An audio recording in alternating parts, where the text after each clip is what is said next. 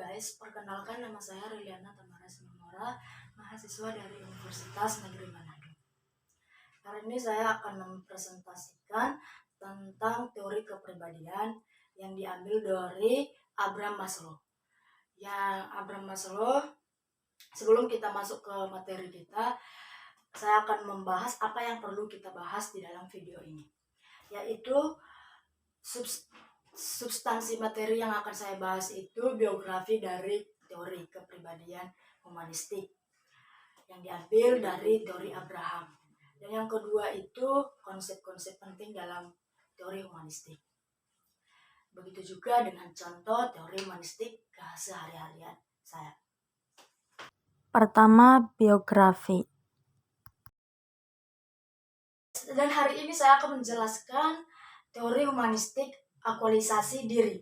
Abraham Maslow dikenal sebagai populer aliran psikologi humanistik. Maslow percaya bahwa manusia tergerak untuk memahami dan menerima dirinya sebisa mungkin. Teori yang sangat terkenal sampai dengan hari ini. Jadi teori ini emang terkenal sekali di teori humanistik.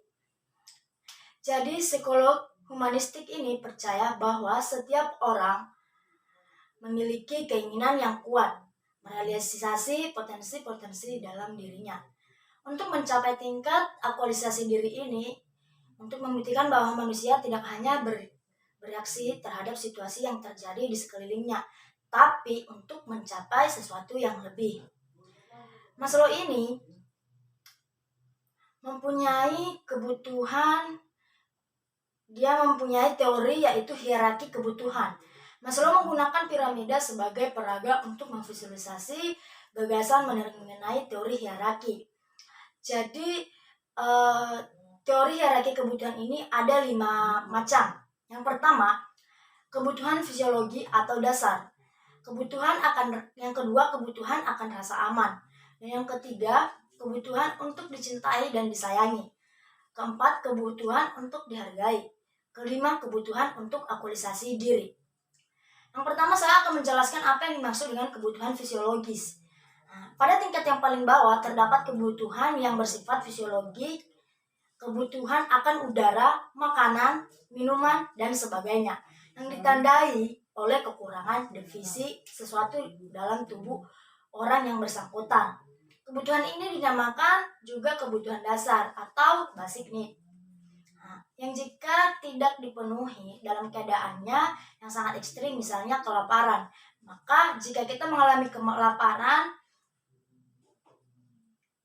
tidak terkendalinya perilaku kita yang bersifat marah. Itu contoh keseharian kita. Jika kita lapar, pasti terkendalinya emosi atau marah. Dan yang kedua, kebutuhan rasa aman. Apa itu kebutuhan rasa aman? Saya akan menjelaskan kebutuhan rasa aman ini. Jenis kebutuhan yang kedua ini berhubungan dengan jaminan keamanan. Jaminan keamanan itu tergantung pada stabilitas, perlindungan, struktur, keteraturan, atau situasi yang bisa dipikirkan. Atau bebas rasa takut, cemas. Bagaimana kita nyaman gak di tempat itu, begitu? Atau supaya tidak ada rasa cemas di lingkungan itu. Karena adanya kebutuhan ini, maka manusia juga membuat peraturan, undang-undang, mengembangkan kepercayaan, sistem asuransi, pensiun, dan sebagainya. Dan yang ketiga, kebutuhan dicintai dan disayangi. Setelah kebutuhan ada dasar rasa aman relatif itu terpenuhi, maka timbullah kebutuhan untuk dimiliki dan dicintai. Setiap orang ini mempunyai hubungan yang hangat dan akrab, bahkan mesra dengan orang lain. Ia ingin mencintai dan dicintai. Siapa sih yang gak mau dicintai dan mencintai? Setiap orang pasti normalnya mau mencintai seseorang dan ingin dicintai. Sebagai masyarakat ataupun sahabat, teman, kerabat, dan lingkungan kita masing-masing. Seperti saya, ada saudara saya, dan saya harus mencintai atau menyayangi dia. Sebagai manusia saling menghormati sebagai makhluk sosial. Dan yang keempat, kebutuhan harga diri. Di sisi lain, jika kebutuhan tingkat 3 relatif untuk ini sudah terpenuhi, maka timbullah kebutuhan akan harga diri atau extreme needs. Ada 2 macam kebutuhan akan harga diri. Yang pertama adalah kebutuhan akan kekuatan, penguasaan, kompetensi diri, dan kemandirian. Sedangkan yang kedua adalah kebutuhan akan penghargaan dari orang, status, ketenaran, dominasi, kebanggaan, atau dianggap penting dan apresiasi dari orang lain.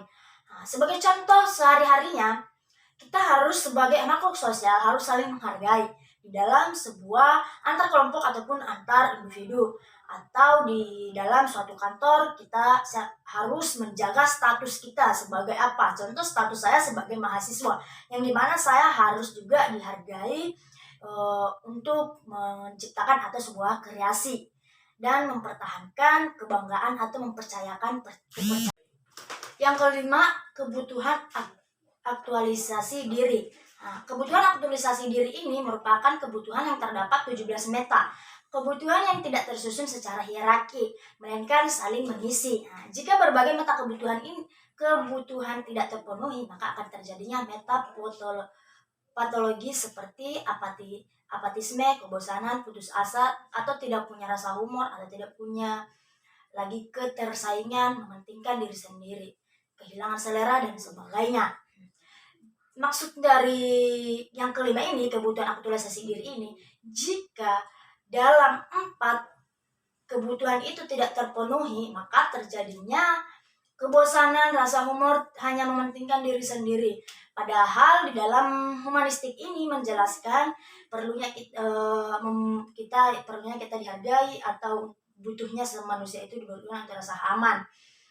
Itulah teori humanistik yang saya jelaskan tadi.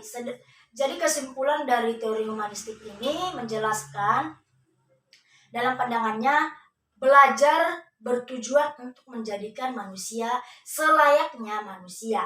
Keberhasilan belajar ditandai bila peserta didik mengenali dan lingkungan sekitarnya dengan baik. Peserta didik dihadapkan pada target untuk mencapai tingkat aktualisasi diri. Dari teori humanistik ini berupa mengertinya tingkah laku belajar.